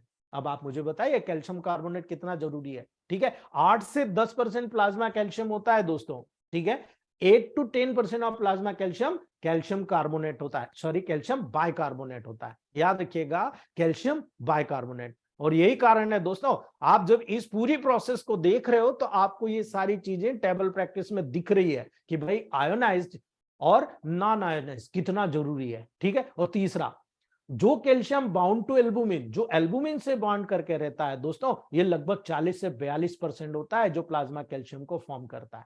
ठीक है, याद रखिएगा आप इस बात को। और इसीलिए जब कैल्शियम का आप यूटिलाइजेशन देख रहे हो बॉडी में, तो अगर आपको फंक्शन पता ही नहीं कि कैल्शियम क्या करता है, कैल्सिटोनिन क्या करता है, भाई कैल्शियम तो केवल मिनरल्स है, काम तो कैल्सिटोनिन करवा रहा है मिनरल्स को, कैसे करा रहा है ये आपने देखा, और इसी के अकॉर्डिंग प्रोटोकॉल सेट होता है। यानी कैल्शियम बोन से कॉन्स्टेंटली रिमूव होता है और साथ ही बोन में डिपॉजिट भी होता रहता है। ठीक है, यानी बोन कैल्शियम दो फॉर्म में प्रेजेंट रहता है, ये आपने क्लियर देख लिया। और ये भी देख लिया इसमें कैल्सिटोनिन का रोल कितना बड़ा, पैराथार्मोन का रोल कितना बड़ा।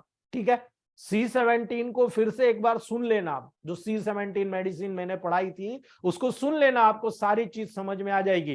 ये कितनी बारीकियां हैं जो आपको छोटे छोटे लेवल पर देखने को मिल रही है, और इन्हीं बारीकियों के आधार पर आप टेबल प्रैक्टिस में जाओगे, आपको सब समझ में आएगा कि हाँ वाकई में यार हमने पढ़ाई करी है, हमको समझ में आ रहा है। ठीक है। दूसरी बात, जब आप यहाँ पर रैपिडली एक्सचेंजेबल कैल्शियम या एक्सचेंजेबल कैल्शियम की बात करते हो, भाई ऐसा क्यों हो रहा है कि बॉडी यहां पर आपकी बोन से रोजाना रिजॉर्प्शन करके ब्लड कैल्शियम लेवल को मेंटेन कर रही है? ऐसा क्यों हो रहा है? क्योंकि आप क्या रोजाना कैल्शियम उतनी मात्रा में ले रहे हो? ये बहुत बड़ी बात है। हम पढ़े लिखे हैं, हम डॉक्टर्स हैं, लेकिन आप अपने आप को भी देखो, क्या हमारे घर में कोई व्यक्ति मेल या फीमेल प्रॉपर कैल्शियम को ले पा रहा है? अगर लेता तो हम लोगों को बहुत सारी चीजें समझ में आती कि हमारे जो बॉडी के लेवल पर कैल्शियम का आफ्टर इफेक्ट देखने को मिलता है। तो कई महिलाएं होती है जिनको कैल्शियम की कमी के कारण देखो बोन जो नेल्स होते हैं वो अंदर चले जाते हैं, आप देखो फंगल इन्फेक्शन हो जाती है, दांत झड़ने लगते हैं, आपको डेंटल प्रॉब्लम शुरू हो जाती है। ठीक है, तो बोन में स्मॉल क्वांटिटी में अवेलेबल होता है कैल्शियम, और प्लाज्मा कैल्शियम लेवल को मेंटेन करने में बहुत बड़ा मदद करता है। ये रैपिडली एक्सचेंजेबल कैल्शियम होता है। ठीक है, तेजी से, और इसका मेन काम ये होता है कि अगर आपको वहां पर किसी कारणवश ब्लड में कैल्शियम की कमी हुई खाने पीने के कारण, वो उसको मेंटेन कर ले। लेकिन यहां पर स्लोली एक्सचेंजेबल कैल्शियम या स्टेबल कैल्शियम भी होता है, स्थिर रूप से, जो ये काम करता रहता है। यानी बोन्स में लार्ज क्वांटिटी में अवेलेबल रहता है और बोन में रिमॉडलिंग में हेल्प करता है। यानी जो मैंने कहा कि रोज बोन बनती है रोज बिगड़ती है, उसको मैं प्रूफ कर रहा हूं। बोन में लार्ज क्वांटिटी में अवेलेबल होता है कैल्शियम, वो लो आपका जो स्लोली एक्सचेंजेबल कैल्शियम या स्टेबल कैल्शियम होता है, जो बोन में रिमॉडलिंग में हेल्प करता है, बोन को लगातार रिमॉडलिंग करने का काम करता है। और इसी रिमॉडलिंग का कंट्रोल मतलब कंट्रोल करने के दौरान दोस्तों आपको देखने को नजर आएगा कि कैल्शियम मेटाबॉलिज्म की प्रोसेस यहां पर आपको सारी जो गतिविधि होती है उसी के अकॉर्डिंग वहां पर आपको देखने को मिलती है। यानी आप मान लो डाइट में 1000 मिलीग्राम आप ले रहे हो, गैस्ट्रोइंटेस्टाइनल ट्रैक्ट में जब इसका एब्जॉर्प्शन होता है दोस्तों तो मात्र 600 मिलीग्राम होता है। एक्स्ट्रा सेल्यूलर फूड में जाओगे इस प्रकार से जब आप देखते हो वहां 900 मिलीग्राम के आसपास पहुंच पाएगा। तो इसीलिए आप जब वहां पर देखते हो जितना आप खा रहे हो 1000 मिलीग्राम, वो घूम फिर के मेटाबॉलिक प्रोसेस से करके जब यूरिन में एक्सक्रीट होगा तो वही 1000 मिलीग्राम के आसपास आपको देखने को मिलेगा। और ये नॉर्मल प्रोसेस होती है आपके टेबल प्रैक्टिस में जो यहां पर देखने को मिलता है। और इसी कारण से ये सारी कंडीशंस अकॉर्डिंग टू आपकी बॉडी में कैल्शियम के यूटिलाइजेशन, कैल्शियम को आप कितनी मात्रा में यूज कर रहे हो नहीं कर रहे हो उसके ऊपर डिपेंड करता है दोस्तों। इसीलिए जब आपको पता ही नहीं है कि कैल्शियम इतना ब्रिलियंट काम कर रहा है, आपको यही पता नहीं है कि डाइट कौन सी है जिसमें कैल्शियम प्रेजेंट होता है, तो दोस्तों आप प्रोटोकॉल कैसे सेट कर पाओगे क्या? आप डिसाइड करना दोस्तों। मैं जितनी भी चीजें बता रहा हूं मैंने 25 साल में बहुत मेहनत से जोड़ी है इन चीजों को, और इस लैंग्वेज में लेकर आ रहा हूं कि जो सीधा दिमाग में फिट बैठना चाहिए, बाहर नहीं निकलना चाहिए दोस्तों। इसीलिए मैं आपको बताना चाहता हूं dietary sources, simple dietary sources. Calcium बहुत सारे फूड स्टफ में अवेलेबल होता है दोस्तों, डिफरेंट फूड सब्सटेंसेस में कैल्शियम का परसेंटेज आप देखोगे, पूरा मिल्क आप पी रहे हो उसमें पानी वानी नहीं मिला है, 10% कैल्शियम होता है। जब आप लो फैट मिल्क में जाओगे, लो फैट मिल्क में 18% कैल्शियम होता है, उसमें से फैट हटा दो 18% कैल्शियम होता है दोस्तों। चीज खाते हो आप, उस चीज में 27%, ठीक है 27% कैल्शियम होता है दोस्तों। जितने भी डेयरी प्रोडक्ट्स होते हैं, जितने भी वेजिटेबल सब्सटेंसेस होते हैं दोस्तों, उनमें 17% के आसपास जितने भी डेयरी प्रोडक्ट्स होते हैं उसमें 17% के आसपास कैल्शियम नजर आता है। जितनी वेजिटेबल या अन्य सब्सटेंसेस जैसे मीट खा रहे हो आप, एग्स खा रहे हो, उसमें मल्टीविटामिन ज्यादा है लेकिन कैल्शियम केवल 7% है दोस्तों। ठीक है, जितनी खड़े ग्रेन्स खा रहे हो, शुगर खा रहे हो, कॉफी पी रहे हो, टी पी रहे हो, चॉकलेट ले रहे हो, 21% कैल्शियम वहां पर पाया जाता है इनमें। ठीक है, तो ये एक कंसिडरेशन है। अगर आपको नजर आता है कि महिलाओं में कैल्शियम की कमी हो रही तो आप क्या कहोगे उनको, किस प्रकार से कैल्शियम का यूनिवर्सल स्रोत बताओगे, वो मैंने इसलिए आपको बताया ये कि आप वहां पर जोड़ लीजिए आप क्या कराना चाहते हैं। अब उसको कहिए आप चीज खा लीजिए, आप फेट जो फेट है निकाल कर, मलाई निकाल कर आप दूध पी लीजिए। ठीक है, अन्य जितने भी डेयरी प्रोडक्ट होते हैं ज्यादा नहीं पर एक दो पीस खाया करिए। कई बार आप देखते हो वेजिटेरियन होते हैं, एट मिक्स नहीं खाते, आप उनको बोलिए खड़े ग्रेन्स खाइए, शुगर खाइए, कॉफी चाय लीजिए। ठीक है, चॉकलेट लीजिए, उसमें भी कैल्शियम मिलता है। ये नॉर्मल प्रोसेसेस है और इन्हीं नॉर्मल प्रोसेसेस के अगेंस्ट आपको सारी चीजें यहां देखने को मिल रही है।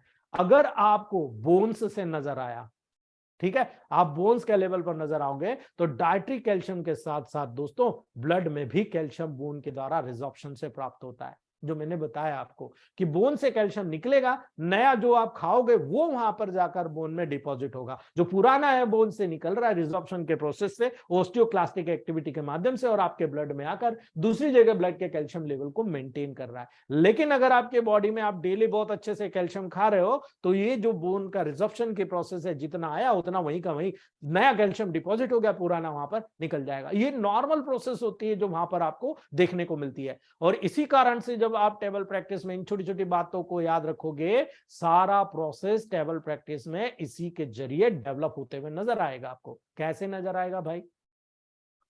सिंपल सी बात है, जब इन प्रोसेस के लेवल पर जाओगे तो आपको देखना है डेली रिक्वायरमेंट कैल्शियम की। देखते हो 1 से 3 साल का बच्चा होता है 500 मिलीग्राम, इससे ज्यादा की जरूरत नहीं है। 4 से 8 साल का बच्चा होता है 800 मिलीग्राम, इससे ज्यादा की जरूरत नहीं है, आप नोट कर लेना इसको। 9 से 18 साल का जो बच्चा होता है 1300 मिलीग्राम, इससे ज्यादा नहीं होती है। 19 से 50 साल मतलब आप और मैं लगभग 50 के आसपास जा रहा हूं, तो हम लोगों में दोस्तों 19 से 50 साल के लोगों में 1000 ग्राम, इससे ज्यादा नहीं। जैसे जैसे एज बढ़ती जाएगी कैल्शियम का यूटिलाइजेशन कम होता जाएगा, उसकी आवश्यकता कम होती जाएगी। लेकिन जब बूढ़ेपन आते हैं, बूढ़ा आता है, तो वहां पर बिल्कुल उसका कैरेक्टर डेवलपमेंट होने का बिल्कुल बच्चे जैसा हो जाता है। इसीलिए 51 साल से ऊपर के जितने भी लोग रहेंगे उनमें 1200 मिलीग्राम कैल्शियम की जरूरत होगी दोस्तों। प्रेग्नेंट लेडीज, लैक्टेटिंग मदर जितनी भी होती है ऑलमोस्ट उनमें ज्यादा कैल्शियम की जरूरत होती है, इसीलिए 1300 मिलीग्राम पर डाइल्यूशन का लेवल वहां पर आपको मेंटेन करना पड़ेगा दोस्तों।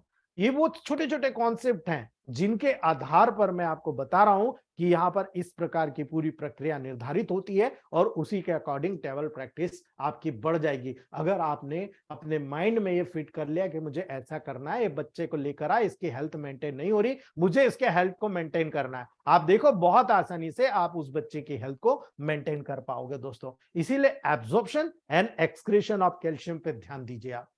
ठीक है, सबसे इंपॉर्टेंट ये मैंने बता दिया कैसे बन रहा है, कहां यूज हो रहा है, कैसे कौन कौन से फैक्टर इसमें इन्वॉल्व हो रहे हैं, प्रोटोकॉल में आपको सब पता है। ठीक है, अब आप ये देखिए कि आपको एब्जॉर्प्शन कैसे कराना है और एक्सक्रीशन कैसे कराना है। कैल्शियम डाइटरी सोर्सेस के माध्यम से एब्जॉर्ब होते हैं, कहां पर होते हैं, किन कौन चीज की उपस्थिति होगी तो होंगे विटामिन D3।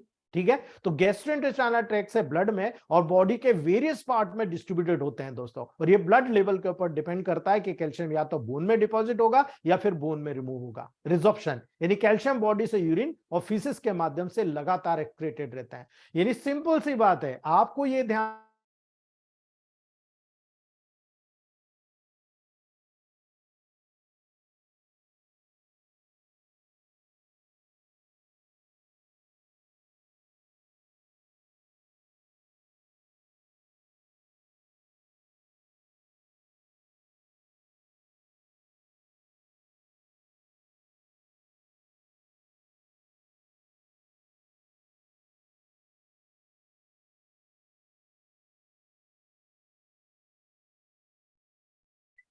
ठीक है, आवाज आ रही है दोस्तों?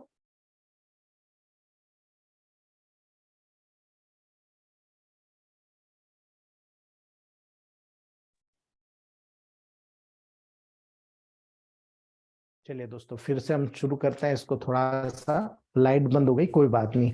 हमें नॉर्मल प्रोसेस में आपको याद रखना है कि हमें हमेशा कैल्शियम का यूटिलाइजेशन कितना हो रहा है, एक्सक्रीशन कितना हो रहा है, इस बात पे हमें नॉर्मल तौर से ध्यान देना है। यानी बोन से रिजॉर्प्शन की जो प्रोसेस हो रही है, बोन में से कितना कैल्शियम निकल रहा है, कैल्शियम बॉडी से यूरिन और फीसेस के रूप में जब पास हो रहा है, क्यों हो रहा है, कैसे हो रहा है, कैसे करना है, ये चीज पता है। अगर ये चीज पता चल गई तो आप सीधे बोल दोगे साहब मैं तो किसी भी प्रकार के कैल्शियम स्टोन को गला के बाहर फेंक सकता हूं।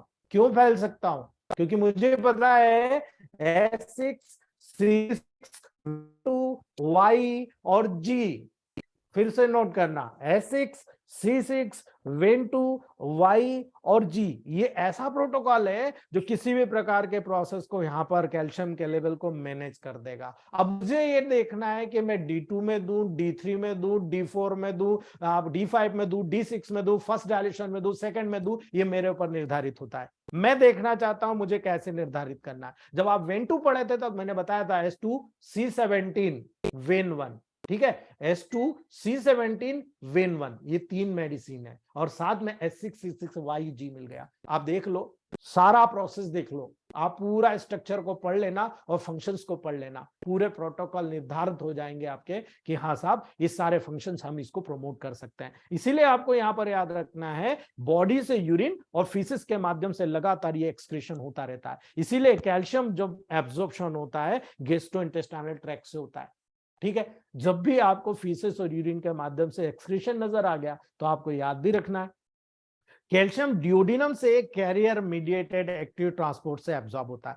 कैरियर मीडिएटेड एक्टिव प्रोसेसेस, याद रखिएगा, जो ट्रांसपोर्ट का मैकेनिज्म होता है, कैल्शियम रिसेप्टर होता है कैल्शियम चैनल के लेवल पर, उस रिसेप्टर से बाइंड होकर तुरंत एब्जॉर्ब हो जाता है दोस्तों। और बाकी का जितना कैल्शियम होगा आगे की तरफ जाएगा वो आपके इंटेस्टाइन से डिफ्यूजन के द्वारा, फैसिलिटेशन के द्वारा वहां पर एब्जॉर्ब होता है। विटामिन D3 बहुत इसेंशियल होता है, विटामिन डी बहुत इसेंशियल होता है। यदि आपकी बॉडी में विटामिन डी नहीं है तो गैस्ट्रोइंटेस्टाइनल ट्रैक्ट से कैल्शियम के एब्जॉर्प्शन के लिए आप मान के चलिए भूल जाइए, ठीक है। आप उम्र के हिसाब से देखिए, आप जैसे जैसे उम्र बढ़ती है पेशेंट को विटामिन डी की कमी होती है। क्यों? क्योंकि आजकल ज्यादातर लोग धूप में जाते नहीं, ठीक है। अब धूप में जाएंगे नहीं, विटामिन डी बनेगा कैसे? डाइट में आप कितने पीले फल फ्रूट खा रहे हो? मल्टीविटामिन पीले फल फ्रूट में ही मिलता है ज्यादातर। और B12, विटामिन डी, ये ऐसा स्रोत होता है जिसके माध्यम से आप डायरेक्ट कैल्शियम को बहुत तेजी के साथ एब्जॉर्ब करा सकते हो। इसीलिए हम जब S5C4RA का प्रैक्टिकल यूज करते हैं,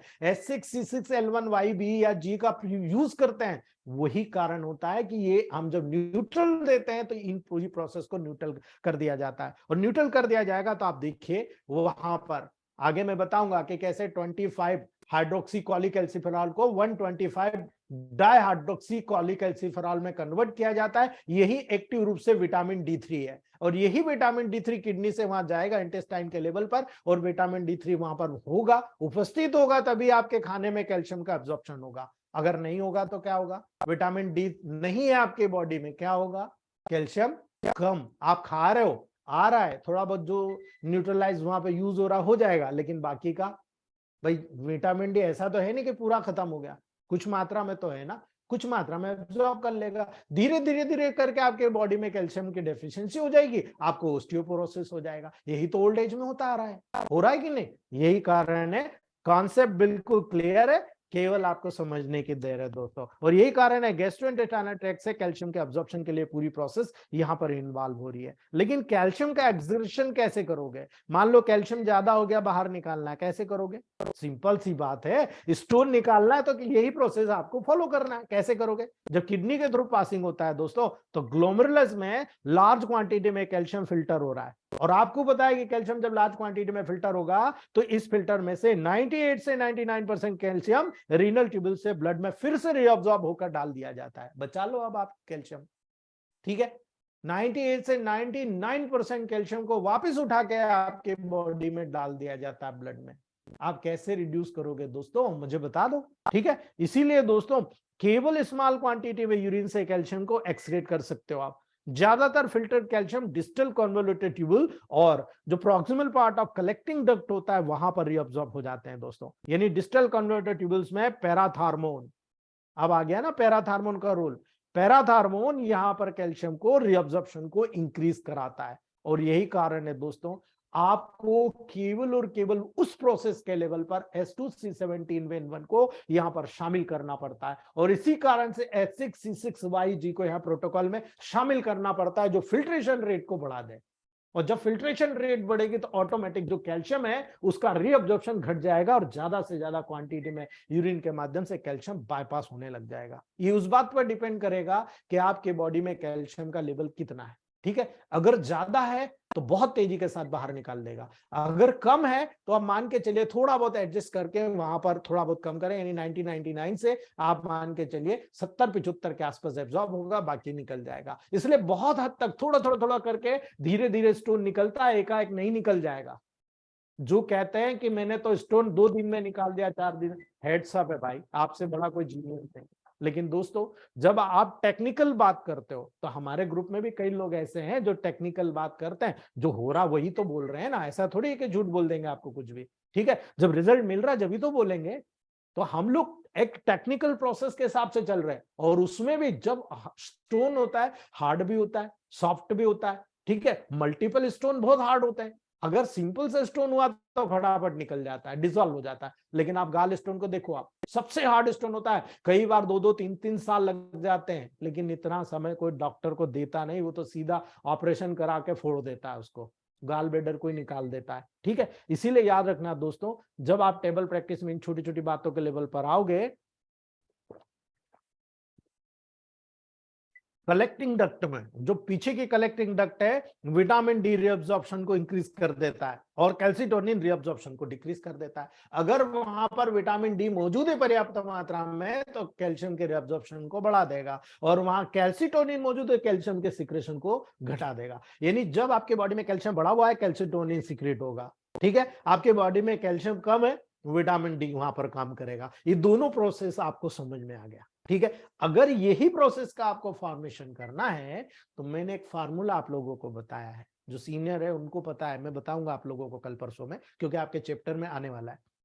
मैंने आपको एक फार्मूला बताया 200 डायल्यूशन में, जिसमें S6 की जगह C6 यूज किया गया है, और वो इसलिए बताया है कि कैल्शियम के इस लेवल को, जहां विटामिन डी की उपस्थिति में कैल्शियम का रीअब्जॉर्प्शन हो रहा है और कैल्सिटोनिन की उपस्थिति में कैल्शियम का एक्सक्रीशन हो रहा है, हमें इसी प्रोसेस को बढ़ा देना है, यानी कैल्सिटोनिन वाली प्रोसेस को बढ़ा देना है, और वो कैल्शियम के रीअब्जॉर्प्शन को न कराए और बहुत तेजी के साथ में यहाँ पर स्टोन का जो फॉर्मेशन हो रहा है रिड्यूस हो जाए, स्टोन घुल कर वहां से निकल जाए तो दोबारा स्टोन कभी नहीं बनेगा। ये प्रोसेस पे हमने काम किया है दोस्तों।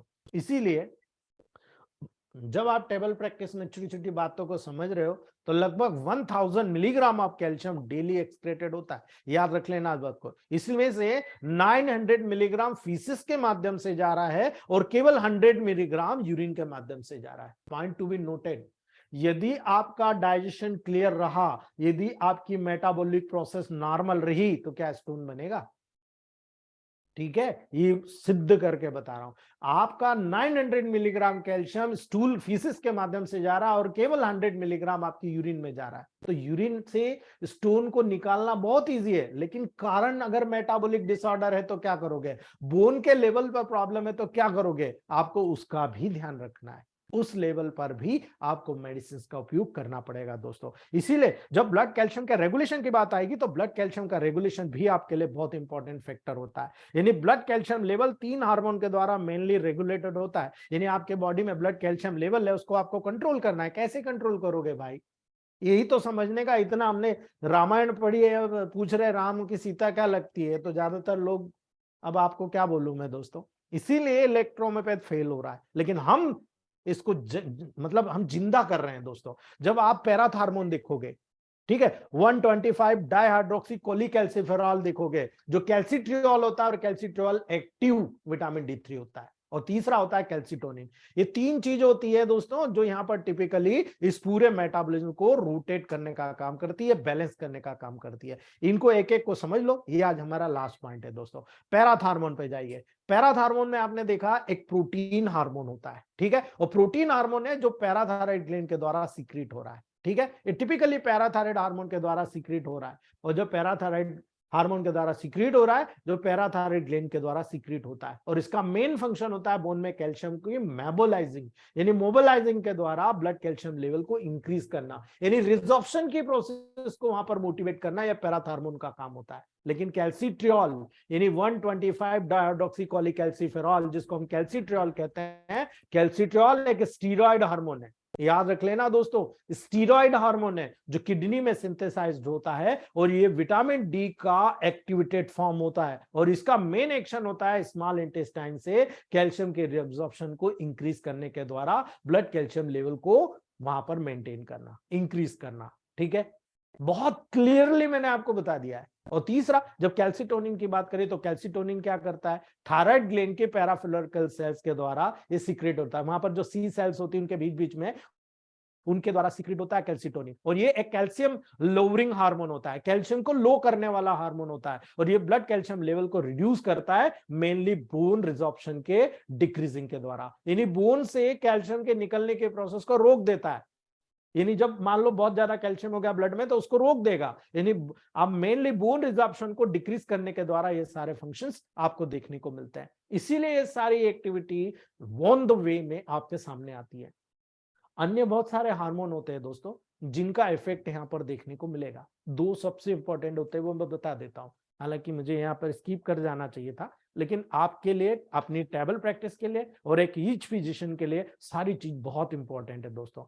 3 हार्मोन के संबंध में आपने देखा, ग्रोथ हार्मोन और जो ग्लूकोकॉर्टिकॉइड होता है ये भी कैल्शियम लेवल को इन्फ्लुएंस करता है। ग्रोथ हार्मोन क्यों करता है आपको पता है, अगर ग्रोथ हार्मोन नहीं है बच्चे में तो क्या उसकी बॉडी का डेवलपमेंट होगा, ठीक है, नहीं होगा ना, इसलिए हमारा माइंड वहां भी जाना चाहिए कि जब कभी भी ग्रोथ हार्मोन और ग्लूकोकॉर्टिकॉइड्स की बात, तो ग्लूकोकॉर्टिकॉइड्स अभी आगे हम पढ़ेंगे, एड्रिनल कॉर्टेक्स, एड्रिनल मेड्यूला, वहां पर समझ में आएगा, लेकिन मैं छोटा सा बताता हूं। Growth hormone intestinal calcium absorption को इंक्रीजिंग करने के द्वारा ब्लड कैल्शियम लेवल को इंक्रीज करता है, और ये भी सजेस्ट किया जाता है कि ये कैल्शियम को यूरिनरी एक्सक्रीशन को भी इंक्रीज करता है, यानी ये एक्शन केवल ट्रांजिएंट होता है, थोड़ा सा ट्रांजिएंट होता है, क्योंकि जितना ज्यादा कैल्शियम का उपयोग होगा बोन के डेवलपमेंट में उतना बोन से रिजॉर्प्शन के प्रोसेस से कैल्शियम बाहर भी निकलेगा। ठीक है, तो जब वो कैल्शियम के लेवल को बढ़ा रहा तो कैल्शियम का एक्सक्रीशन को भी बढ़ाना पड़ेगा।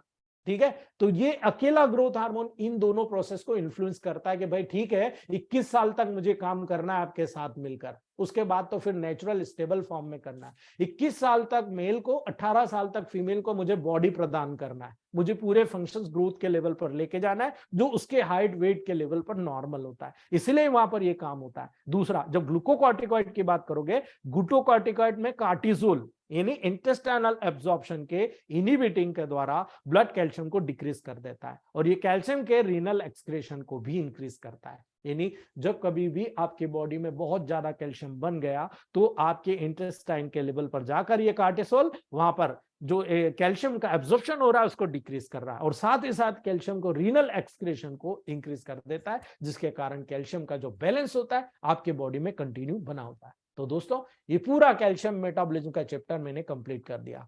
अब नेक्स्ट जो है कल हम जो पढ़ेंगे फॉस्फेट मेटाबॉलिज्म रहेगा और फिजियोलॉजी ऑफ बोन हम शुरू करेंगे। उम्मीद है आपको ये छोटी छोटी बातें आपके लिए बहुत इंपॉर्टेंट है और आगे भविष्य में आपके लिए बहुत सारी चीजें लेकर आएगा दोस्तों। ठीक है, क्या बात है, गायब हो गए? Thank you sir. Good afternoon sir.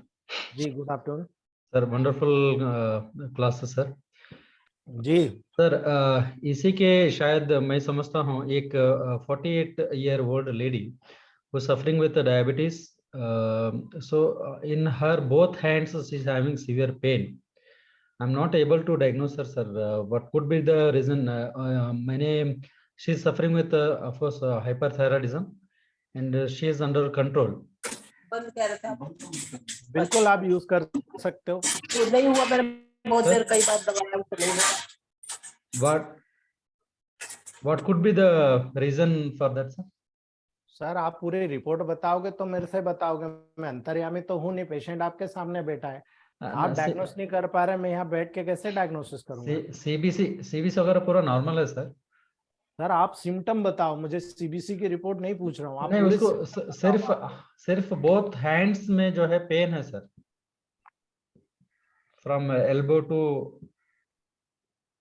Sir ये नर्वाइन हो सकता है, क्योंकि इसका अगर बोन का होता तो पूरी बॉडी में होता, ठीक है, पूरी सर। बॉडी में, यहाँ पर बॉडी में है ही नहीं उसको पेन, केवल हैंड्स रीजन पर है, तो हो Yes, सकता sir. है कोई नर्वाइन पेन हो, मसल्स में स्ट्रेन दो, वहां पर आप उसको ट्रीटमेंट करिए, हो सकता है उसका रिजल्ट आ जाए आपको। ठीक है ठीक है सर। जी। थैंक यू सर, बहुत सर वर्मा सर।